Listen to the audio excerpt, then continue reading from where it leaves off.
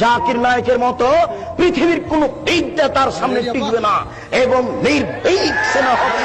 আমি মুসলিম চির রণবীর, মরণকে করি না ভয়, মরলে শহীদ বাঁচলে গাজী।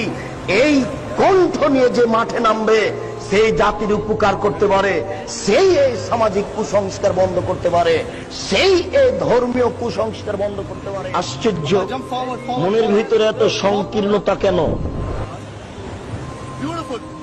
সারা পৃথিবীকে কি দিয়ে ঠেকাবেন?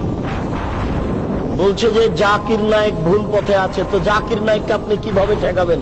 ও তো আকাশ দিয়ে চলছে, সারা পৃথিবীর বিদ্যানকে কাট করে দিয়েছে, ঠেকান দেখে।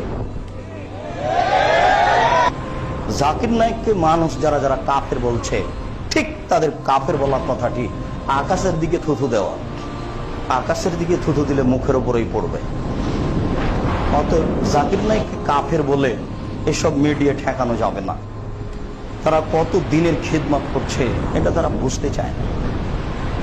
আর একজন বেধর্মী বিদ্বান, আল্লাহর একটা বড় তার প্রতি দয়া অনুগ্রহ যে যে কোনো বিদ্বান তার সামনে দাঁড়ালে এত দলিল পেশ করতে পারেন যে সে বিদ্বান বুদ্ধি হারিয়ে দেয়।